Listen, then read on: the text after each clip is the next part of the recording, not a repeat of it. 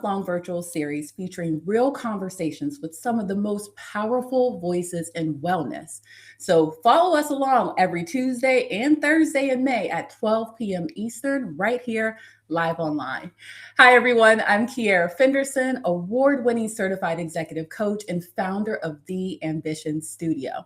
We're a boutique coaching firm that specializes in the growth of women's leadership. Being a high achiever since middle school, it's shown me the highs and lows of ambition on overdrive. So now our company's mission is to show every leader in the world how to have a healthy relationship to their ambition. So if you or your organization is exploring new ways to support sustainable leadership and high performance, let's connect here after today's conversation, because workplace wellness is a we thing. Now, before we dive in, I also want to give a very special thank you to our media sponsor, the Washington Informer.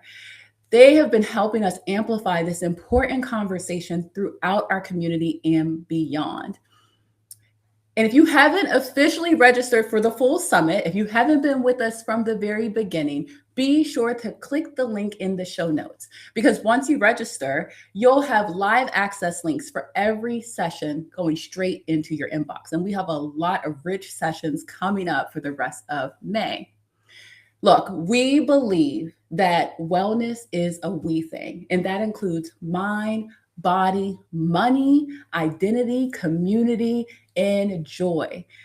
And so we're covering it all during this summit.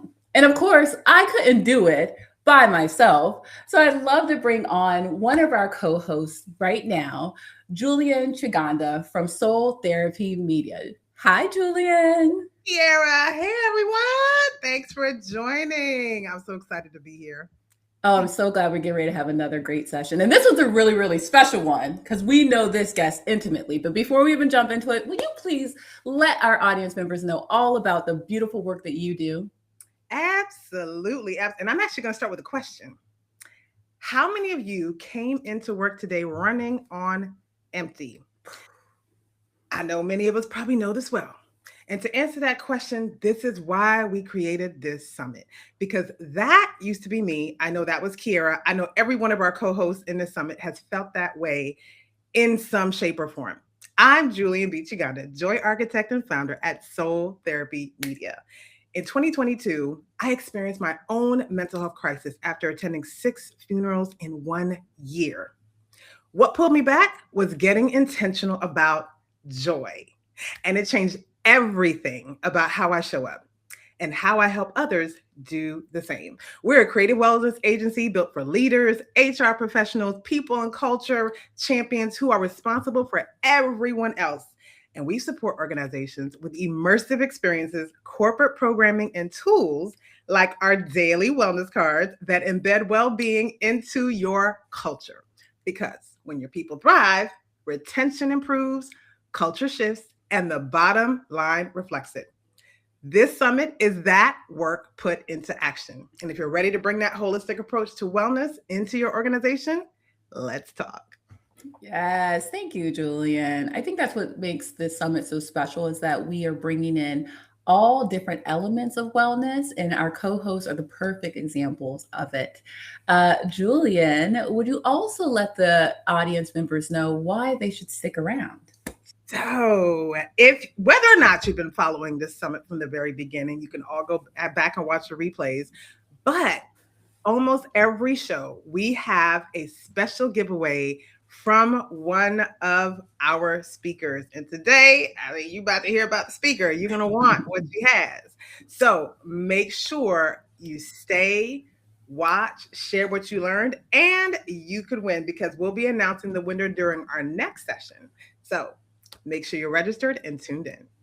Oh, I love that. Yeah. So if you hear any key takeaways or any questions, please do interact, because those will help your chances increase of winning the giveaway. Love it. Julian, well, for those people who have been watching the summit for a while, they know that there is a gem that you always bring into all of our sessions, which we absolutely love. It sets the stage for our perspective into this conversation. So would you please do us the honor of sharing one of your daily wellness cards? Absolutely, absolutely. And so these are daily wellness cards, which actually reflect the holistic approach we're taking to the summit. And it is my honor and my pleasure to read one of the cards today, which is very appropriate for this guest. So I always try to pick a card that is related to our guest. And because our guest is all about hope today, the card today is hope. Perfect. Even when life feels like it's all falling apart, hold tight to hope. Each struggle is preparing you for something bigger, shaping a future you can't yet see. Believe in the promise of what's to come.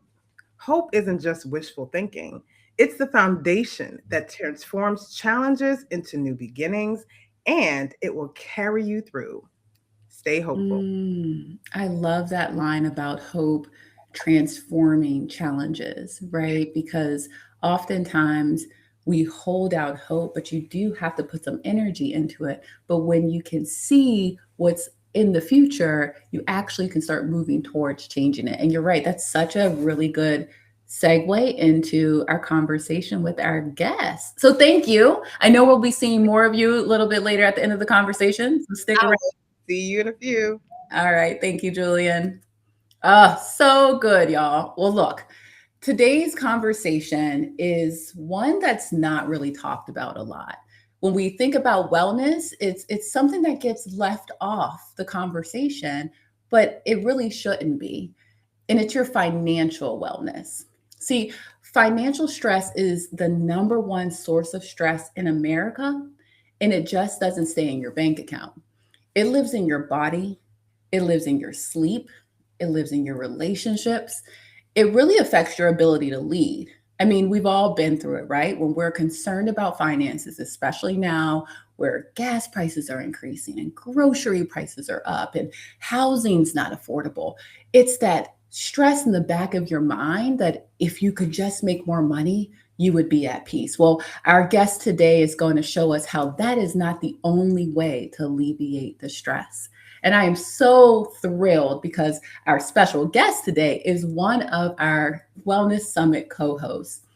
Dr. Javon Jackson, known as the financial coach of hope, is a 5 times published author. She's a speaker and a licensed fiduciary financial advisor. She's the president of Good News Financial and Investment Advisors, where she leads innovative financial wellness programs through her financially empowered workforce framework. With over 17 years of experience, y'all, she helps individuals and organizations build wealth, reduce taxes, and prepare for retirement, something that is really critical right now. Javon is a trusted voice that's been featured in media platforms all over, and she's been gracing corporate stages throughout those 17 years. Please help me welcome Javon Jackson. Hi, Javon. Hi, Kiera. Hello, everybody. I'm so excited. You guys are awesome. Oh my gosh, I'm so excited to have this conversation because we have these conversations casually, and we know that we need to bring this conversation out loud to our audience, especially around money. Before Absolutely. we get in, though, I want to start with you, Okay. right? What was the moment when you realized that your purpose was to share financial wellness with the world? Absolutely. I'm thinking about back when I left corporate America, actually 20 years ago, like around the same time. I had two businesses that I needed to work. Okay. One, Mm. I was a representative with a financial solutions company. And the second one, I was a realtor. Okay. And in the real estate business, we were trained on three things that needed to happen in order to have a successful transaction. That one, the buyer needed to be willing, ready, and able. Now, Mhm. most of the people in my community that I was trying to help, they weren't able to purchase. So I found myself spending a lot of time helping them to become able. And I absolutely fell in love with that part of the process.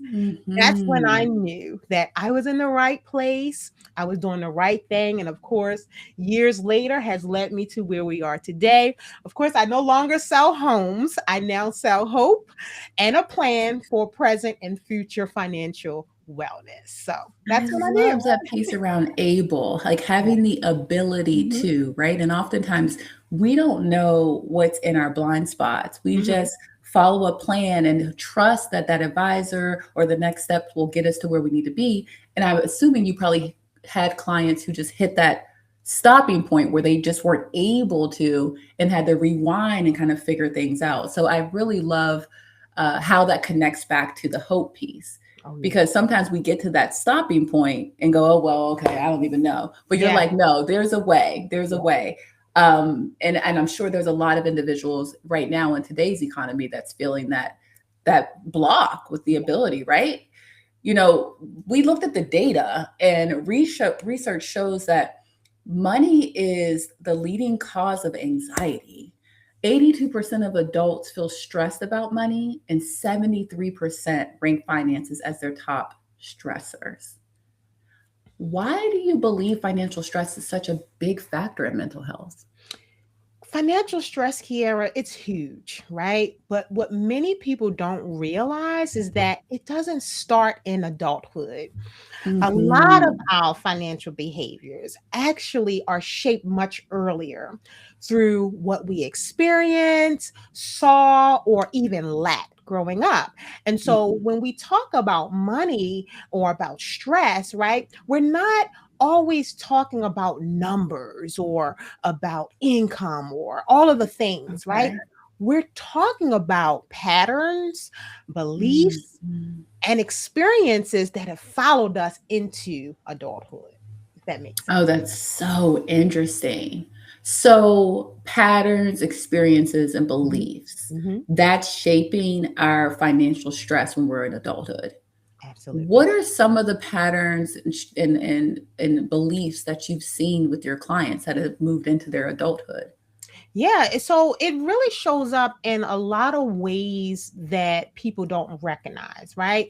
For example, someone who grew up with scarcity, they may Mhm. hold on to money out of fear, right? Even when they actually have enough. I'm always seeing my Mhm. clients, I have a lot of clients who they have more than enough than they should have in their emergency Yeah. fund, but they're so afraid of releasing the money or optimizing it because they're scared to take risks because of that part of it, right? Because they are operating from a place of scarcity or fear, right? Another Mhm. way that it typically will show up is where someone who has experienced instability, or right, they may tend to Yeah. overspend just to create that sense of control or comfort. I'm always reminded of my husband, and I hope I don't get in trouble for sharing this. He shared with me how when he was a child, they only had 2 to 3 pairs of shoes. They had Mhm. one for school, one for church, and one for play. So now, as an adult, what that looks like for him, my husband has a plethora of shoes. In fact, he has more shoes than Oh. me.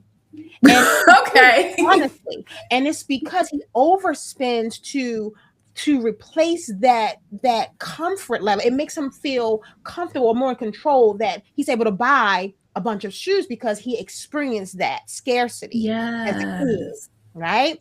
Others just may avoid finances altogether just because it feels overwhelming, or it may be triggering, right? And Mhm. so what often looks like just bad money habits is often rooted in deeper experiences that were never Mhm. ever addressed. That's so interesting because I see the same parallels in my work when I'm working with clients as well. The Mhm. thing they fear is the thing they create. Mhm. So if I'm hearing you right, there could be individuals who had scarcity growing up. And Mhm. so that could have them holding on to money a lot, saving, being afraid of the other shoe dropping. Or it has them doing the opposite thing that's like, I'm going to go spend like crazy because I only had 3 pairs of shoes. So now I'm going to have as many shoes as I want. Mhm. That's really interesting because I'm curious to understand more about how those patterns connect back to mental health as a whole? That's good. It really connects directly Mhm. because if your financial behaviors are being driven by fear, uncertainty, or past experiences, you're usually in this constant state of stress, right? Even if you Mhm. really don't even understand why. And so that's where anxiety, guilt, all overwhelmed, that's where all of that typically comes from. And so Mhm. many people think that the solution is I just need to make more money. But Right. if the root isn't addressed, the stress doesn't go away. I appreciate that. It's the root. Mhm, Absolutely. And so mhm. that goes back to what are the mental beliefs and patterns and stuff that we're just replaying over and over again. Yes.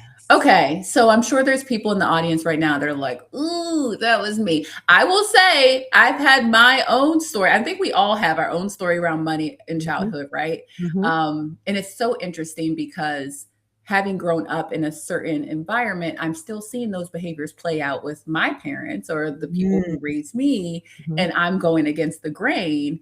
And we're still kind of navigating what that looks like in adulthood. If I'm going to spend the money on that or if I'm not, if they think I should spend the money on that or not, Yeah. right? So you still have those pressures in adulthood, especially if you're still in that family ecosystem. Oh yes. Oh yes. And this isn't something that, we just kind of pulled out the air. This data actually comes from a study called the ACEs study, right?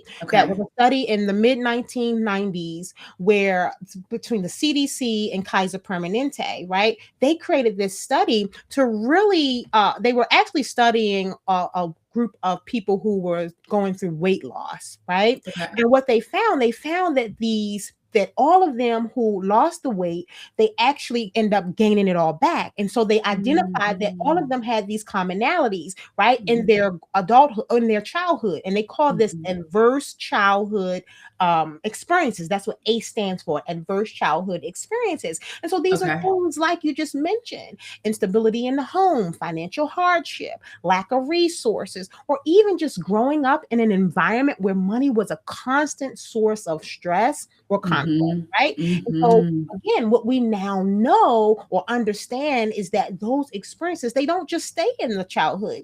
Like you said, you Mhm. still see them. They actually shape how we think about money today, how we handle Mhm. it, and even how we feel about it as adults. So then I would imagine in times like now where the economy is shifting, Mhm. financial pressures are tight, it could Mhm. make us feel like we're back in that childhood state. We're responding the Absolutely. same way. We're looking for safety. And That's that's it. exactly why it's mental health. Okay, so this is really good because I'm sure there are people in the audience who are like, okay, I can see some similarities here. That's Mhm. great. Mhm. Now what? I don't want to be like this. How do I begin to address something like that? So can we go into some of your frameworks around how you support your clients to address it? Absolutely. The first step is awareness, right? Yeah. You really just have to understand your relationship with money, that it just didn't start today, right? It's been formed over time. It's been years and years of built up on these belief systems and these Mhm. experiences, right? Now, once you recognize those patterns, then you can start making intentional decisions instead of reactive ones, right? Yeah. And that's really where strategy comes in at. So, because financial planning, again, isn't just about numbers. It isn't just about inflation and income and accumulation, all the things that we typically associated with. It's really about aligning your strategy with your life, your experiences, and your goals. Mm. Oh my goodness. I love what you said, Dr. Javon, because as a coach who's setting goals with clients, Mhm, I find that they have a hard time even envisioning what that could look like. And one of the things, and this is a little bit of a curveball, but one of the things you spoke about was helping people plan for retirement. mhm. Um, have you ever experienced individuals not even be able to visualize retirement as a possibility, right? If they never seen their All parents retire. Yet, can you help thread the line there around the route, but then where do Mhm. I want to go? Yeah, absolutely. I see that all the time. Sometimes, and especially with high achieving women, like we all coach high Hmm. executives and we support people who are just high achievers, right? I see it a lot because they're so busy just earning, right? And just Right. going, that they only focus on what I call they have a micro perspective, right? Yes. Just looking at today, what's happening now, where their brain never transitions to the macro view that's required, where they can even see beyond their present situation. So, yes, I Hmm. see it all the time. Now, most of the people that I work with, they kind of fall between the ages of 45 to 65. So, Right. Okay. whether they've accepted it at this point, like they can literally see retirement at in within this age group, right? So they Yes. know, like, okay, they're forced to create that macro view, but it is still a challenge though, because they still like, well, I still have to do this, and this is where I am now. And so sometimes it's hard to get them to start adjusting to make those future preparations. So you're absolutely right, I see it all Yeah. the Right. It's like you said, they're forced time. and the same, right? We have a Mhm, similar audience. They're mhm. forced, but then they kind of don't want to Yeah, because they yeah, don't know what it would look like. So yeah. when we go back to really getting down to how they can start recognizing patterns and habits, maybe they're hearing it now. Maybe they're saying, "Oh yeah, I Mhm, had money was an issue when I was a child," or mhm, "I know that I'm a penny pincher because I mhm, want to make sure I'm always taken care of." mhm, What do you ask, or how do you work with them to start shifting that mhm, perspective? If they have the awareness, mhm. then how do they shift it? Well, the one of first thing you just want to start asking yourself, right? What did I learn about money growing up? Okay. Yep. Okay, not just what you were told, but what did you actually experience, right? Starting there. Then from there, then you're able to start paying attention to the patterns, right? Are you avoiding? Are you Hmm. overspending? Or are you Hmm. holding on too tightly, right? Hmm. And then begin to seek guidance that helps you build a plan that supports you, not constantly stress you, right? Because Hmm. once you bring awareness to it, that's when you can start to shift it. That's the first place that I Hmm. would tell people, Hmm. right? When they start to recognize some of these patterns in themselves. Yeah. Do you ever find that some of these patterns are compulsive? Like people are shopping Abs- as a way to, yeah, you Oh, know where I'm yeah, going with that, right? absolutely. And Absolutely. that's where it really ties into mental health Yeah, because there's something that they're avoiding that's what and I was. using money. Okay, please That falls elaborate. on, yeah, it falls under the avoidance side of it, right? Okay. So instead of, and we've even coined it and given it names, right? We've heard of it retail therapy. Yes. We've even given Girl. it a name, haven't we? But Sephora don't want to see me coming. that's right. That's exactly what it falls under. It falls under Yes. avoidance. And instead of, we want to find something that's going to make us feel good, because just the thought of thinking about the current financial situation, it stresses us out. So now our brain automatically reverts to, okay, let me do something that makes me feel good, make me feel more in control, makes me feel more comfortable. And that shopping tends to fall into that category. Okay, so those are for the people who are like retail therapy. That's me, and I literally can think of some people right now who are like, I'm gonna have me a new outfit.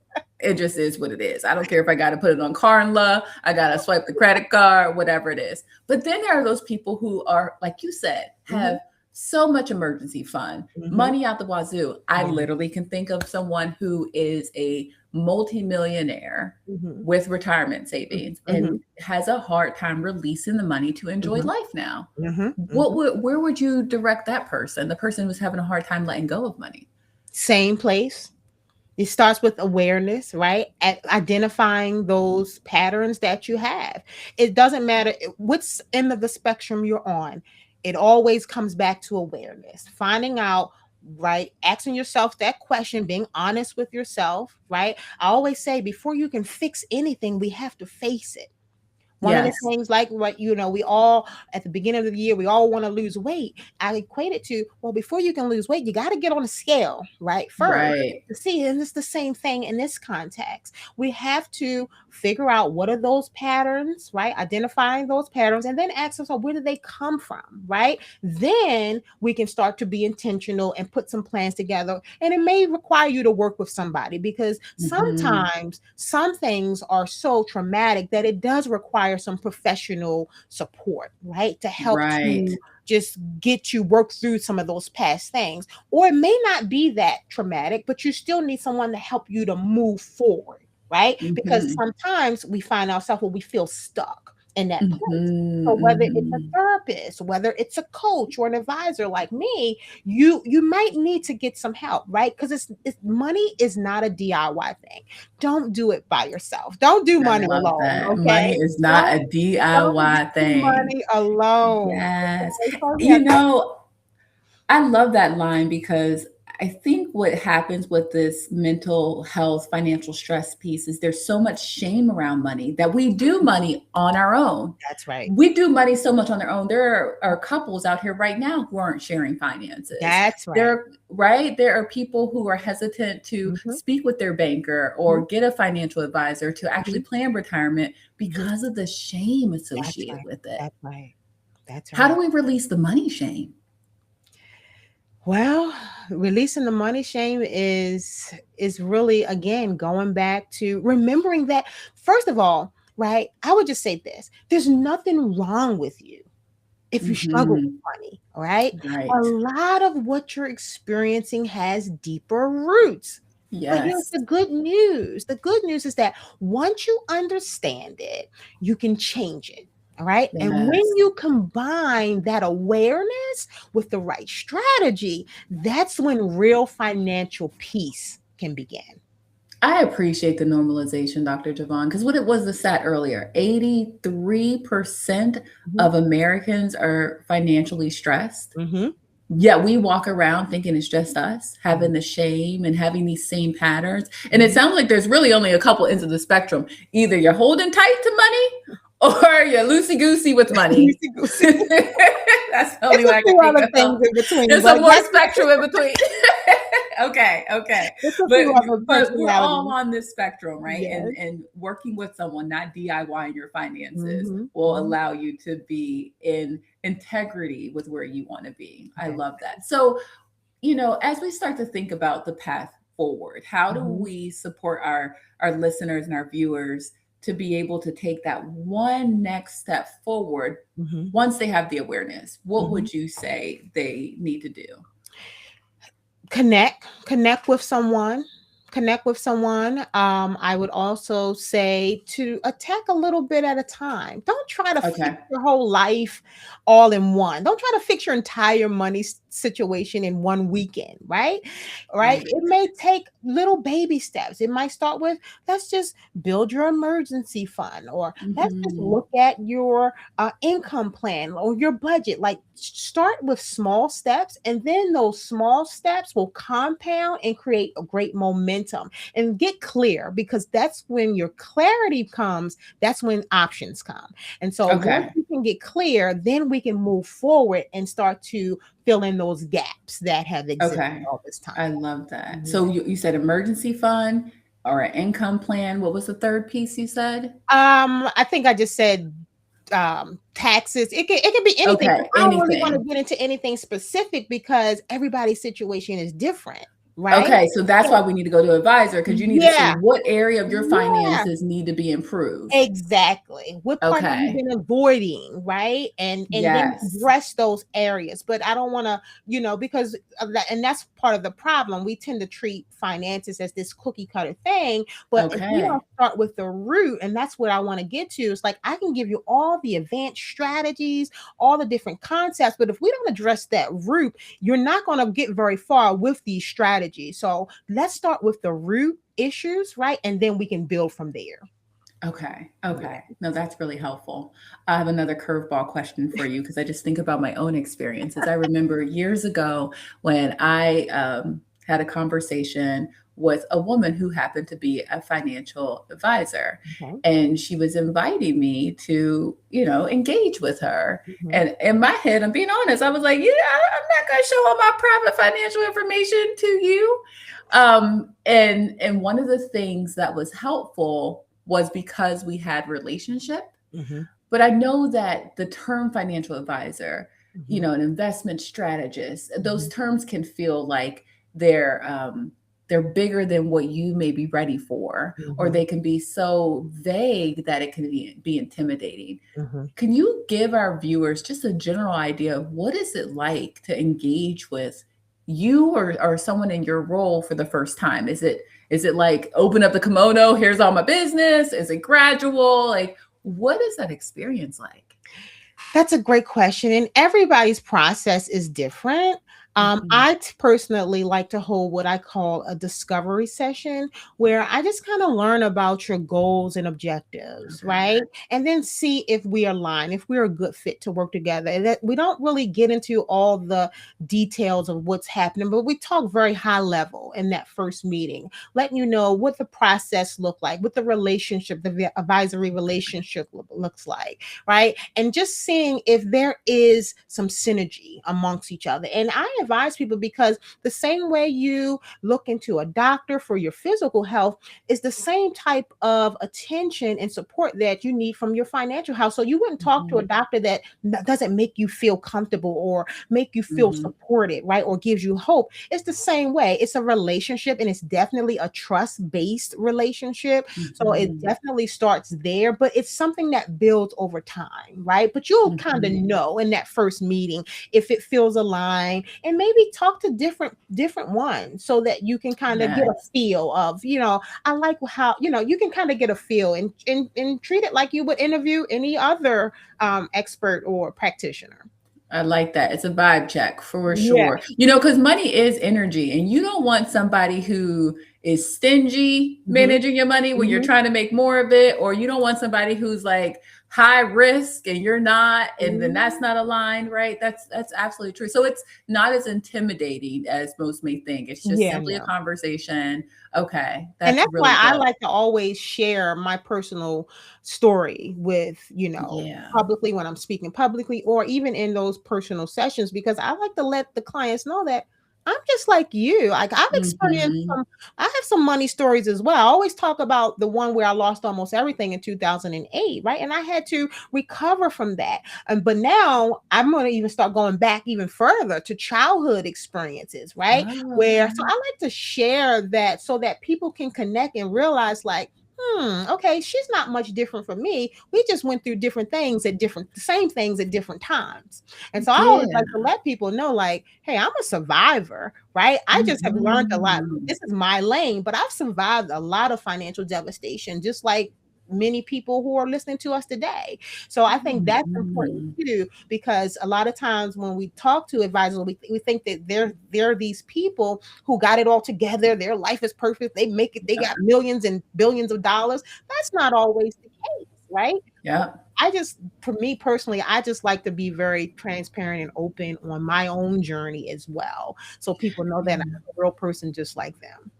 And I think there's something to be said when you can be a practitioner, but Mhm. you also transform your own life, That's it. right? You weren't born with a silver spoon in your mouth. You didn't have, and nothing against anyone who has generational wealth. We Right. all are building it and Mhm. working towards having it. Mhm. But because you have experienced the lows, what'd you say, Mhm. 2007, you lost it all? 2008, yeah, lost almost 2008? everything from the 2008 real estate bust. Yep, remember I said I was a Oh realtor at my first? I started as goodness, an investor. yes. Everything you can think about financially devastated happened for me. I got Really? divorced on that time, foreclosure, bankruptcies, repossession, everything that you can think of happened during that time. How did you pull yourself out of that? Like, what's the one nugget that kept you in hope? Getting around people who knew more about money. Not DIYing it. Not DIY, because You I did. knew how to make money. I just didn't know how to leverage and sustain the money. And so it was actually a book. Okay. I got a book in 2010 that I read that was really the shifter for me to realize, like, I had learned actually about 70% that I had read in that book, but it was that 30% that was out Uh-huh. my blind spot that I did not know, right? That had I known, I would have made some different decisions. So that's when things changed for me. I started connecting with people who knew more about money, educating myself like you guys are doing today. And you know what I Mhm. learned, that if you didn't have a plan, not just to make money, but also a plan to grow and sustain your wealth, That you can part. easily find yourself in some very, very dark places. But yep, that's what I did. I got out of the DIY approach and I started going down a rabbit hole, learning all of these strategies. But more importantly, I had great mentorship along the way. And those that testimony, those stories, those are the ones that hit home. Yeah, Those are the ones that said, oh yeah, she's a phoenix rising. She knows how to bring me from wherever I am. And you don't have to be worried about feeling shameful or vulnerable when you're with someone who's had the same type of experience, exactly. right? Yeah, Like I it's tell people all common. the time, honey, whatever it is, I've probably already been through it personally. So, Been there, done yeah, that. so let's talk about it. Oh my gosh, thank you so much. This is so good. Okay, so we've got we've dove into a lot of things. I think the one of the main things that I'm remembering is do not DIY your money. That was the key piece there. That's right. What other final gems do you want to drop before we open it up for questions and answers and takeaways? What's that one thing you want people to walk away with knowing? Yeah, I think, we said so much, but again, I just got to reiterate that there's nothing wrong with you. Okay, when it Yeah. comes to your money, you're not stuck, right? You're not bad with money. Some of these things, again, just really ties back in to your childhood experiences, the lack thereof of information that has been withheld from some of our communities for generations. And so Wow. it just really involves really that awareness of where you are, right? And then getting the support that you need to help you to go further, to go where you want to be. So that's what I Mhm. would say. Like, yeah. I appreciate that from the mental health perspective as well, because so many people right now are experiencing this stress. And Yeah. when we're in a stress response, we're just trying to keep things afloat. Our That's amygdala is just doing what we need to do to mhm, rob Peter to pay Paul, to get to this next paycheck, mhm, mhm, to figure out how to fund college or figure out how to put in this extra money so that you can catch up on your 401k or mhm, whatever other plan that you're in, mhm. that you're not taking the moment to step back and say, how is this foundationally a pattern that I've been carrying for 40, 50, 60 years? So I appreciate you coming in from that lens so that you're not treating the symptom. We're Yeah, going to the root, that's it. right? That's it. The root. This has been such a good conversation. I know that you have some key takeaways for us Mhm. to remember, write down, take notes. So I want to go ahead and make sure you give an opportunity to just share those takeaways with the Sure. audience before we open it up for Q&A. Absolutely. Number one, I can't say it enough. Let's first start and just pause and reflect on your money story, right?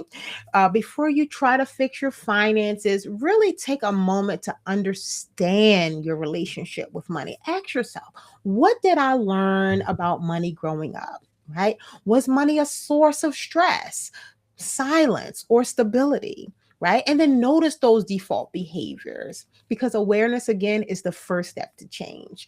Secondly, I can't express this enough. Seek expert support and advice. Mhm. And this is really where most people get stuck, honestly. So, like I said earlier, whether it's a coach, an advisor, or a trusted resource, get guidance that aligns with your goals and behaviors. The right strategy, guess what? It's going to save you time, money, and stress.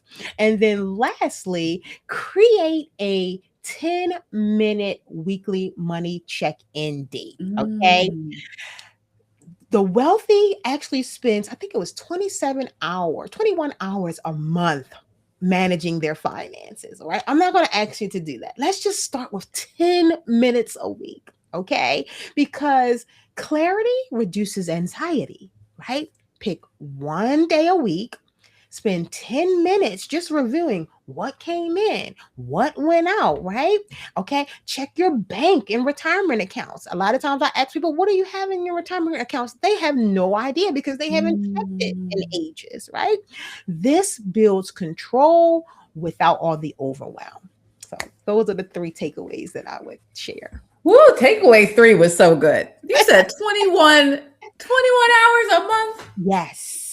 Yes. And that goes right back to the avoidance piece. Mm-hmm. And you're absolutely right. Clarity calms anxiety. So putting in that 10 minutes, even if I know a few people who make sure they just check their bank account every day just to say, hi, money, just to be present with it every day. That's good. So I love that. Starting small. That's a great habit.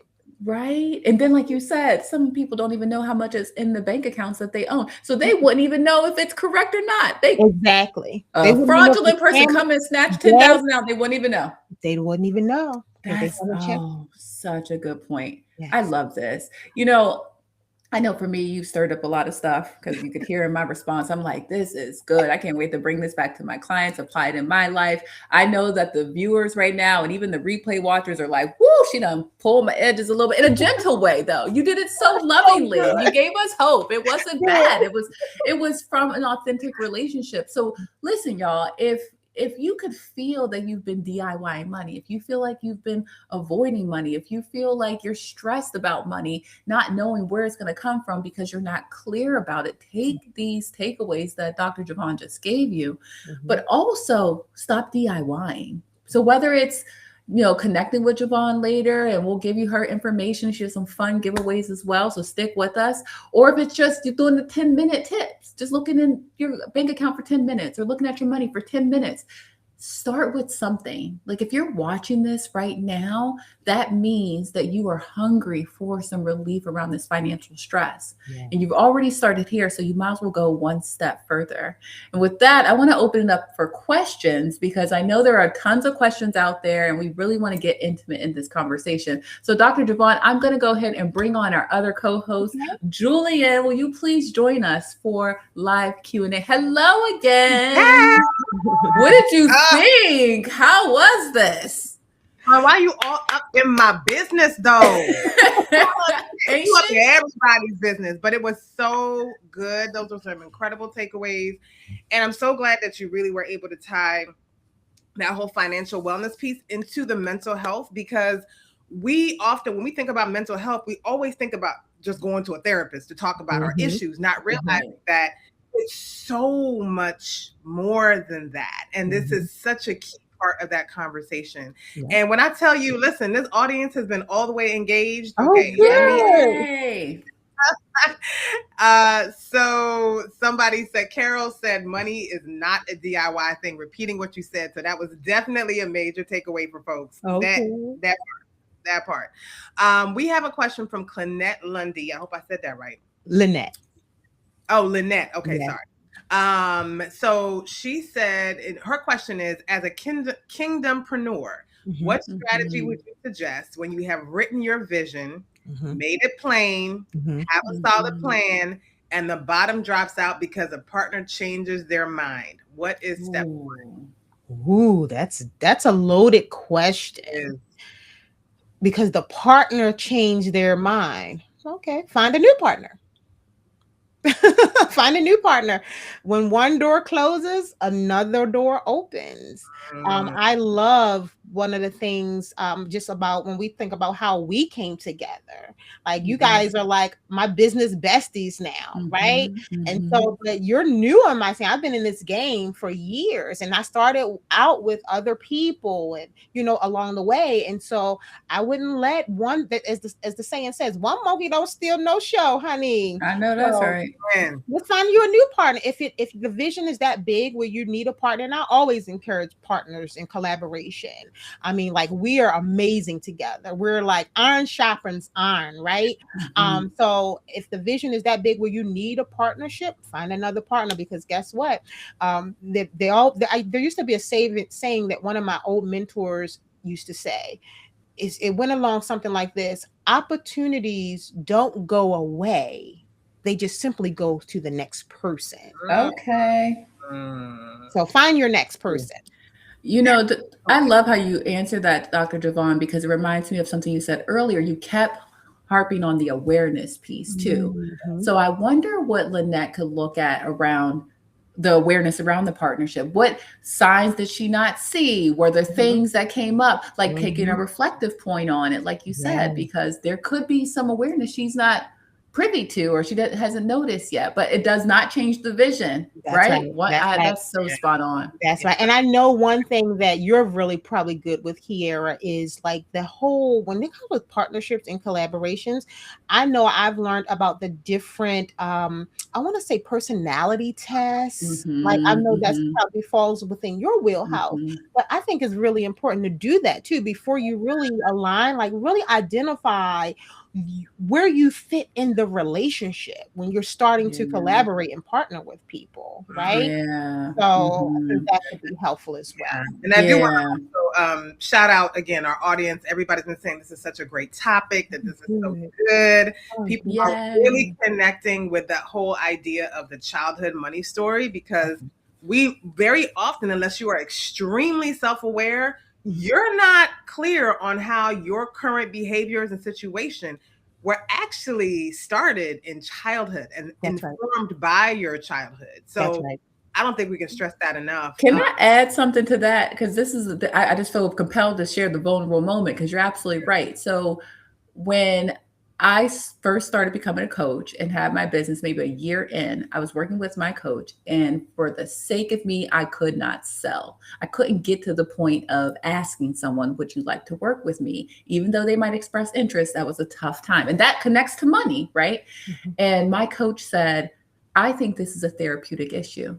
Because anytime that we keep hitting the same issue over and over again, not being able to move, it's a therapeutic issue. And I was all like, no, I just want better sales skills. Well, y'all, fast forward, it turned out it was all of my stuff around abandonment in childhood. You know, when my father wasn't able to be in my life. And so I had a whole story. So I was afraid to put myself out there because I was afraid of that abandonment. And then it was connecting to my money. So in my head, I'm thinking, I can't make money in the business. And at the root of it, it was the childhood abandonment. And now, y'all, I did the therapy work and everything. Everything is great now, 11 years later. But you're right. That childhood story, we would never think that it would connect to how we make money now. That's right. And let me go deeper there, because I didn't even share my own personal childhood experience. So I was raised by functional addicts. My parents were functional addicts, right? Okay.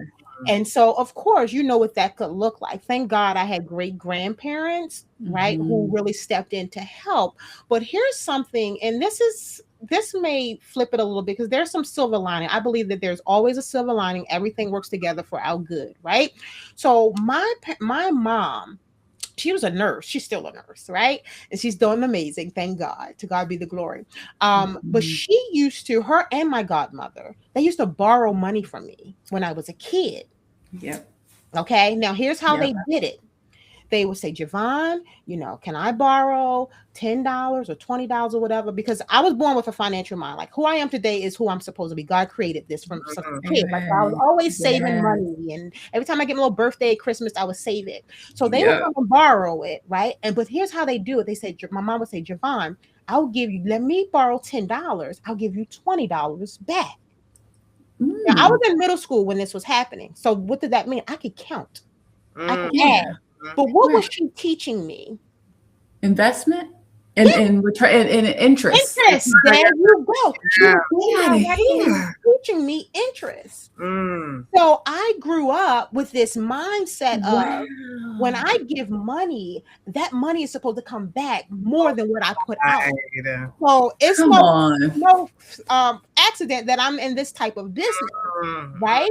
That mindset shaped how I grew up. And then another one of the neighborhood mothers she was an entrepreneur. So what she would do, she was an addict as well. She would say, Javon, can I borrow? But she was a hairstylist. She was a cosmetologist. She was the neighborhood cosmetologist. She said, Javon, can I borrow this amount of money? But I'll give you X amount of hairstyles. What was she teaching me? Bartering. Value. Yeah. Bartering. Yeah. Teaching me bartering and value. Look So at I grew that. up as a kid. This was in middle school, right? Mm. In elementary. I grew up understanding the power of investments, ROI, and exchange Wow. of value. But you know what? So I'm gonna say this. The fact that everybody came to you, all these grown folks came to you asking for money, you were definitely right. I'm just glad you got paid back because I wasn't always paid back. We're going to talk about this. It's Yes. no accident, right, that I created a book series called You Be the Bank. I was being the bank You Mhm. were as a kid. Mhm. Yeah. Yeah. You Yeah. are definitely supposed to be doing this. And I also wanted to just say that when it came to your practical tips, Fidelia said that 10-minute weekly check-in is profound. Mm-hmm. Awesome. Mm-hmm. I'm glad you found value there. Now, one question I do want to make sure I definitely ask, because I need you to pop your collar. Okay. Okay. We have had this conversation, and I want to make sure this comes out when you answer this question. Mhm. So you're a fiduciary, which most people don't understand. Okay. Why does that distinction matter so much when it comes to who you trust with your financial life? Good question. So, fiduciary pretty much means that we are held to a different standard in terms of how we work with clients. So, it's called a fiduciary standing, meaning we are vowed to always put the interest of the client first before our own. Okay. So the opposite of a fiduciary is a non-fiduciary, maybe a broker or something like that, where they're not governed by those same laws. Who holds us accountable? The Security Exchange Commission holds us accountable. So we have to always make sure that we're recommending solutions that are in a client's best interest, not in our own. So what does that kind of look like in real life? So let's say you had two mutual funds. One costs you 0% fee. They're identical now. The other one costs you 5.75% fee. Which one would you choose? Zero. Absolutely, you would choose a zero. Well, a non-fiduciary could offer you that one for 5.75% fee and don't have to tell you, and nobody's going to come behind them and smack them on the hand for doing them. It's not illegal. Some may question if it's unethical or not, but those are just the rules that they're governed by. As a fiduciary, I couldn't do that. I had to offer you the one for 0% because it's in your best interest over mine. That's good. That's a great distinction. And as a lead-up comment, please explain to us why your firm is so unique in what you do and your standing, and how many others like you are out here doing this. Well, I am one of the few out here. Okay. It's less than 6% of women in this industry. And to be minority woman, it's 3%. So as an owner of an investment advisory firm, Black, female, it's less than 3% of us out here. And so, yes, it's definitely what distinguishes us is definitely that we typically like to work with people who are, one, we support corporate teams, right, through educational workshops and things like that for maximum employee engagement. And then we also support B2C individuals. And these are typically entrepreneurial executives, right, who just are usually concerned with market volatility. They're usually writing big checks to the IRS every year, and they just find themselves in this cycle of draining and replenishing their savings to finance their lifestyles or businesses. So our special approach is we come in and we show you how to grow your money safely, drastically cut your taxes, and become your own bank so that you can save and generate more income in retirement. So those are so we really have the most impact with people who fall in those higher income tiers, who have taxes as a problem, the 6-figure earners, right? Yeah. Those are the ones who we make the most impact with, that middle America who makes way too much to get any support, but not enough to tap into the cream of the crop advice. I'm giving you the cream of the crop advice from that middle tier community.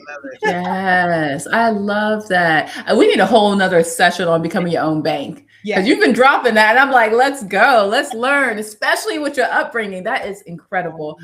Julian, before we shift into some of the goodies that Dr. Javon has, are there any other questions from our audience members that we need to address?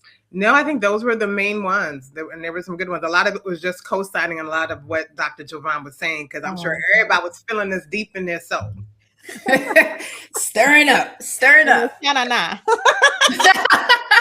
Awesome. Listen, we have a good time, y'all. So Yes. we really do. We really do. We got to pay attention. We like to have fun too.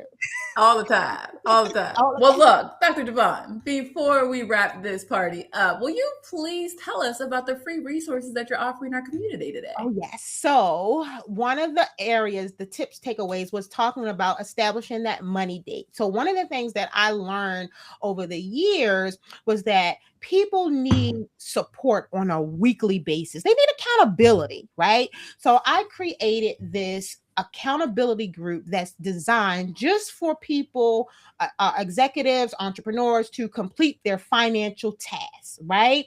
So I want to offer a 2 weeks complimentary access to this co-working group. This is not coaching. This is not training. This is a space where a guided space where I walk you through workblocks of doing the things that you need to do that you don't know you need to do, or maybe you know you need to do, right? So it creates that space for you to show up that money date. Now, this is 45 minutes. So if you're ready to go to the next level, I told you just to get started, start with 10 weeks. But if you're ready to go to the next level, do at least 45 minutes a week, because that's what we're doing. 45 minutes a week every Friday at 9:15 to 10 a.m. We show up on a Google Meet session virtually with our peers, and I'm just guiding you on different things that you need to be doing. Setting your tasks, your goals, whatever it is, all the different financial tasks that we tend to put off to the side, right? Or we avoid until the last minute, right? The invoicing, reports, all of those things. So I'm welcoming all of our guests to have access 2 weeks free. Oh, that's so generous. All right. So all of you who feel like there was something stirring, you have no excuse now. It's free 99. That's right. And for those of you who have been engaging in the comments, you know that you've been entering a giveaway. So Javon, will you share with us what you're going to give away to one lucky winner?